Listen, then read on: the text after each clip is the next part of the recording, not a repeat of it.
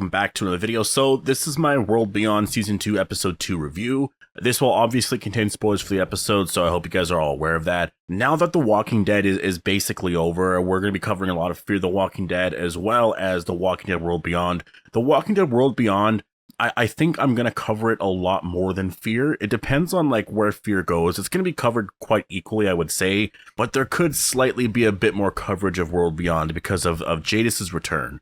And obviously this is setting up the Rick Grimes movie, right? It's the final season. We're 2 episodes in now. There's only 8 more episodes left of this final season here. And so how are they going to wrap up World Beyond? It's going to wrap up in 2 months from now. It's completely over, right? 8 weeks from now, World Beyond is done. We're going to say goodbye to all of these characters, and for some of them, I'm really thankful for that, but there are a couple of other characters that I would like to see again in the Walking Dead universe at some point. So yeah, if you're new here and you want all of my Walking Dead content like this, then make sure to be a subscriber. There's going to be so much stuff to talk about here, especially as we gear up into the new year here, and once World Beyond wraps up, there's going to be a lot more questions about the Rick Grimes movie because that's the next stage in all of this, right? This show exists to set up the Rick movie, and they were very close to filming last year in 2020. That got pushed off until this year, and then something seems to have happened behind the scenes earlier in the summer that pushed off some of the filming, and I believe it was the scope of the movies. Norman Reedus actually commented on that. I think it was in July. He said that the scope of the movies has changed several times, and they're just working on that right now as they get into the movie here. But it seems like based off of what producers and Gimple and everyone are saying, they are basically ready to start filming, and they most likely will be filming early next year for sure. So yeah, like I said, there's going to be a lot of Rick Grimes videos coming your way. So if you're interested in any of that, then make sure to hit subscribe down below. But let's talk about episode 2. So obviously we had Dr. Bennett, or I guess Leo, and Hope's reunion here in this episode, and honestly, he is such a great character. There's a noticeable difference in talent, like acting talent, I would say, between like the older adult characters and the much younger main cast. And it's a noticeable difference, right? Like you look at some of the younger characters and the way that they act. It's very dramatic. It's not real. It's very soap opera-y.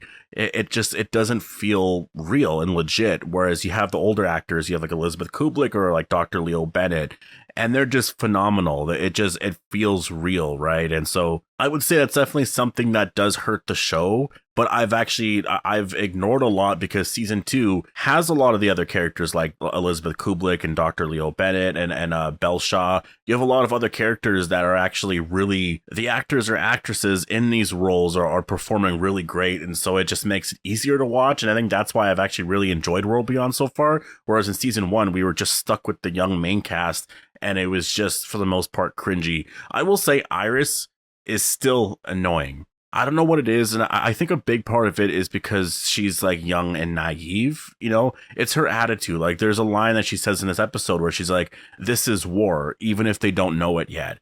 Right? And then she goes on to like trying to kill walkers in this badass way. Like I find that so cringy and annoying because it's like, she's not going to stand up to the CRM. Are you kidding me? And the fact that she believes that she can is insane. It's just not being realistic. Like, I don't even think Rick is going to believe that he can stand up to the CRM. I think he's going to be like, well, I'm going to try, but like, I don't want to get myself killed. I want to go see my family, this and that. And like, you know, like that's why I like Will as a character, because Will is just so much more grounded and just honest and real with everything. He knows, right? Like, we got to do things the right way, the smart way. We got to plan this out accordingly. We can't just run in there because we're going to get ourselves killed. But Iris is just like, I can't take it. I can't take how frustrating this character is sometimes. And it's Felix too. Felix is starting to bleed into that a little bit. You know, Felix in season 1 was probably one of the better characters.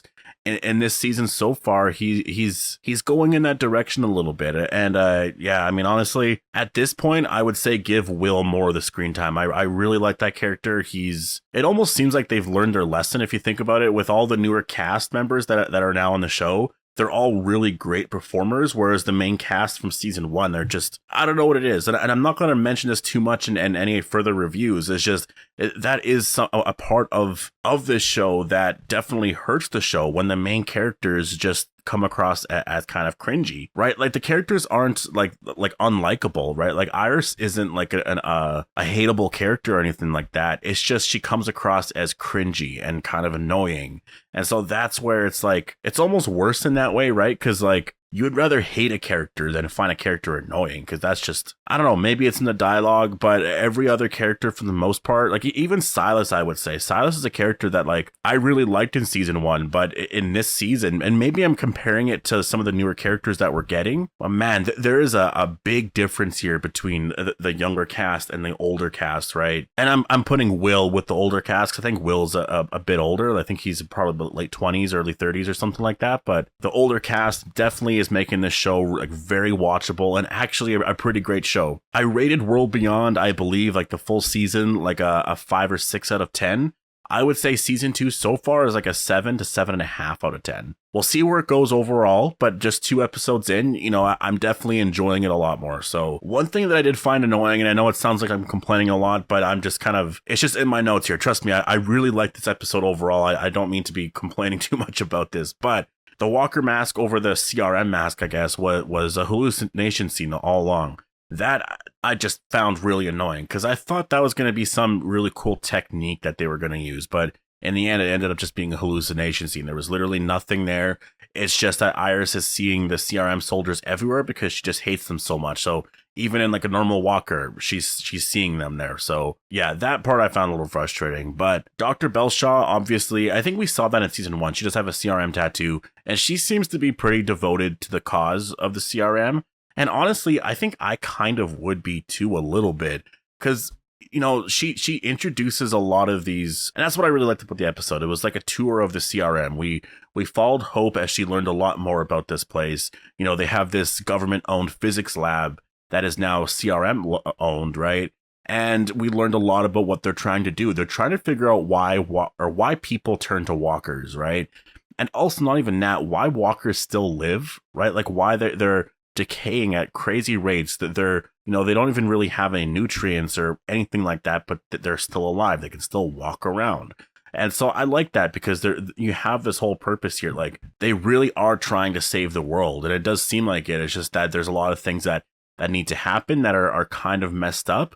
And so I think that's going to be, I mean, we keep hearing about this character named Major General Beale, right? Who is that? It's this person seems to be higher up than even Elizabeth Kublek. And so like, where is Jadis in relation to this character? And like, you know what I mean? Like Elizabeth Kublek, she seems like she's like the head honcho of everything. I mean, she's really not. She's actually probably at one of the lowest classes of like all the generals. You have a major general. I'm sure there are higher leaders than that. I mean, I don't know how high this goes, but obviously those are the people that Rick Grimes is likely going to directly be dealing with in the movie trilogy, right? So this Major General Beale character, I'm really interested in this character. I have a feeling that this is going to be someone that we do meet in the movies, right? Like it makes a lot of sense. In this show here, they are going to be introducing certain characters or certain aspects of the Rick movies.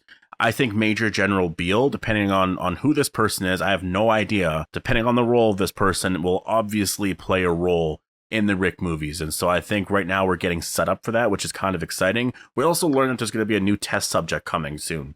So that I'm wondering what Kublek meant by that. But yeah, that's a little interesting. Silas is with a group of people that gets rid of walkers, and that's basically it, right? It's a physical or manual labor that some people are forced to do. People just are given shitty jobs, and this is something I could totally see Rick doing. Actually, like I could totally see Rick doing something like this if he's assigned to doing manual labor for like the last 6 years. That's kind of what I picture it. Like the last 5-6 years, Rick's been basically held captive the entire time, forced to do manual or physical labor, right? So maybe he's doing something like this and he's just trapped there. But Silas is going to try to go to the CRM research facility. There was a lot of new characters that were introduced in this episode. Like there was this new character, I don't know what his name is, but it seems like this is Huck's old boyfriend, which is interesting. There's also another character named Mason, and they seem to tease a little relationship there between Hope and Mason, which, I mean, just according to that scene, that like they seem to really hit it off, right? I think that it could work. It's just that we'll have to wait and see. Like my paranoid brain is saying that like Mason's probably a bad guy. Like, I don't know. There's just, I've learned so much from watching this show that like you can't trust anyone. And especially if someone is too overly positive, overly happy like that, there's something off there. Hope doesn't see it because she doesn't have too much experience here.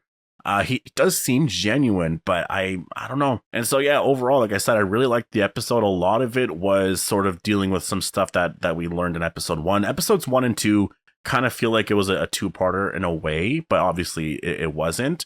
And this one here, we learned a lot about the CRM. I'm excited for episode 3. I can't wait to see where we're gonna go with this next arc here. And the Cure storyline is definitely alive and well. I cannot wait to meet Major General Beale. And not even that, I want to see how Jadis is in connection. In my opinion, I think Jadis is going to come on the show to give a message to like Kublai and all of that about or not about, but bring a message from Major General Beale. Unless Major General Beale is Jadis. What if her name is Jadis Beale? Right? Like I don't know. Like we don't know Jadis's last name. It could be Beale. Like that, she could literally be the Major General. She could be really high up there in ranking, which would actually line up with a lot of what we're gonna get in the Rick movies. But anyways, I could be sounding so stupid if we already know who Major General Beale is. But yeah, I really enjoyed this episode. So make sure to post all your thoughts down below. Hope you guys all enjoyed the video, and I'll see you guys in the next one.